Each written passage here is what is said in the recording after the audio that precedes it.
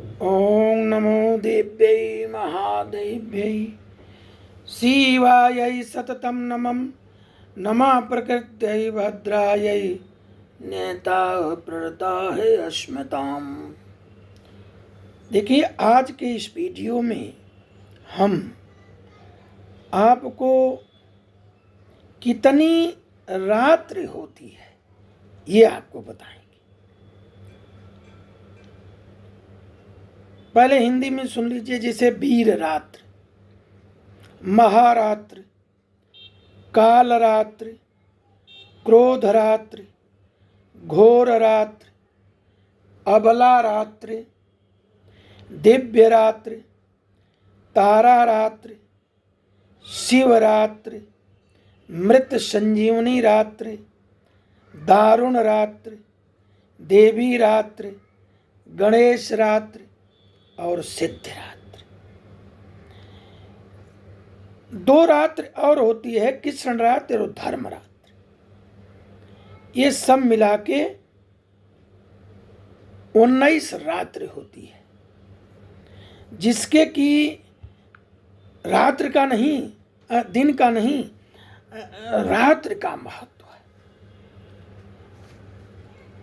तो पहले वीर रात्र के बारे में बताते हैं कि संक्रांत से युक्त चतुर्दशी तिथि कुल नक्षत्र एवं कुल वार में यदि अर्धरात्र में पड़े तो उस रात्रि को के योग को वीर रात्र कहते हैं। महारात्र के बारे में सुनिए। अश्विन मास में शुक्ल पक्ष की अष्टमी तिथि अर्थात नवरात्र की अष्टमी को महारात्र कही जाती है। कालरात्र के बारे में आपको बताऊं, दीपोत्सव की चतुर्दशी अमावस्या के योग से जो रात्रि कही गई है उसे कालरात्रि कहते हैं। इसमें तारा काली को प्रसन्न करने वाली कही गई है। इस रात्रि को मोहरात्रि, कृष्ण जन्माष्टमी को मोहरात्रि कही गई है। वह मोहरात्रि भाद्रपद मास की कृष्ण पक्ष की अष्टमी की अर्धरात्रि को होती है। क्रोध रात्रि, चैत्र मास के शुक्ल पक्ष में मंगलवार से युक्त नवमी तिथि को क्रोध रात्रि कही गई है। ये भी तारा रूप मतलब तांत्रिक रात्रियों में ये रात्रियां गिनी जाती हैं। तो तारा देवी को खुश करने के लिए पूजन पाठन किया जाता है। घोर रात्रि, मार्गशीर्ष अगहन कृष्ण पक्ष की अष्टमी तिथि जो महाकाली स्वरूपा है उसे घोर रात्रि कहते हैं। इसमें काली की पूजन करने वाले लोग अपनी सिद्धि प्रदान करते हैं या सिद्धि प्राप्त करते हैं।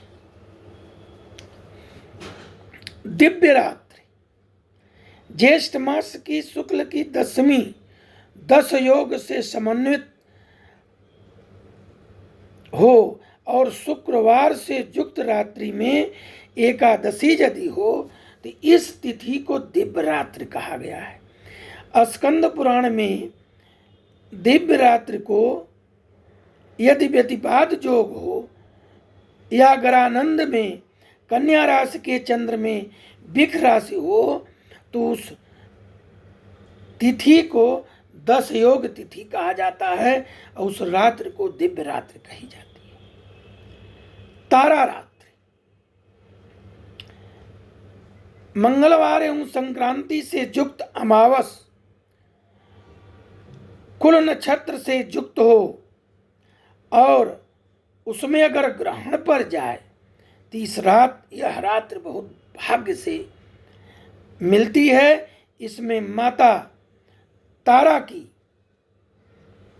प्रार्थना की जाती है और इसे तारा रात्रि कहते हैं। शिवरात्रि, शिवरात्रि के बारे में ऐसा कहा गया है कि फाल्गुन मास के कृष्ण पक्ष की चतुर्दशी तिथि की अर्धरात्रि में यदि शुक्रवार हो तो वह सर्वा सिद्ध प्रदान करने वाली शिवरात्रि कही जाती है। मृत संजीवनी रात्रि फाल्गुन मास की अमावस की शुक्रवार से संयुक्त हो और चतुर्थ ग्रहण हो, यह रात मृत संजीवनी रात्रि कही जाती है। इसमें अनेक मंत्र सिद्ध किए जाते हैं। सिद्ध रात्रि चैत्र शुक्ल अष्टमी यदि संक्रांति से युक्त हो तो मंत्र सिद्धि प्रदान करने वाली यह इस रात्रि को सिद्ध रात्रि कहते हैं। दारुण रात्रि वैशाख शुक्ल पक्ष तृतीया तिथि यदि कुल नक्षत्र से युक्त हो सर्व सिद्धियों की प्रदान करने वाली इसे दारुण रात्रि कहा गया है। देवी रात्रि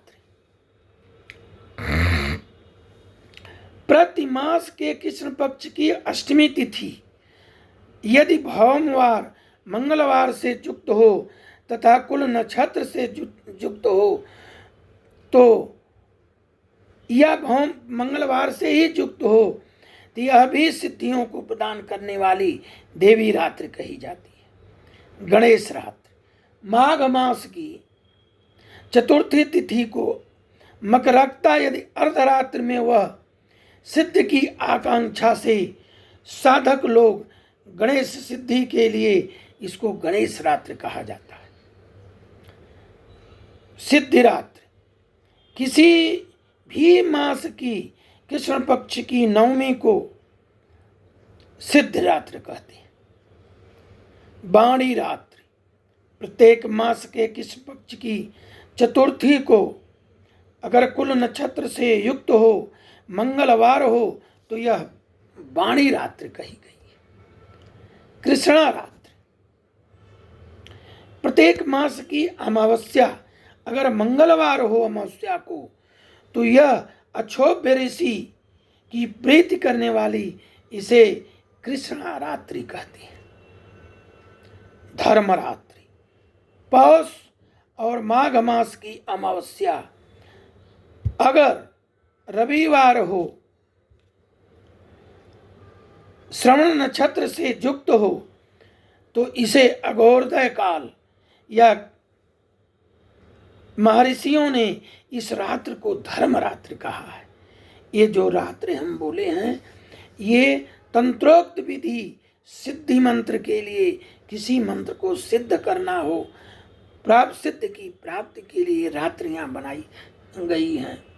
इसको अकेले ना करें, अपने गुरु के साक्ष्य में कोई मंत्र सिद्धि करनी चाहिए, अकेले नहीं करना चाहिए। जैसे हनुमान जी का ही करना है तो उनकी मंत्र को मंगलवार हो और सिद्धिरात्रि हो तो उसमें आप कर सकते हैं, लेकिन गुरु के सानिध्य में। तो आज हम आप लोगों को रात्रि का वर्णन किया। अगर सिद्ध नहीं करना है तो मंत्रों की प्राप्ति हेतु फल प्राप्ति हेतु रात में बैठ करके मंत्र का फल सहस्त्र गुना मिलेगा। ध्यान योग प्राणायाम जप कर सकते हैं। बोले माता कालेश्वरी की जय।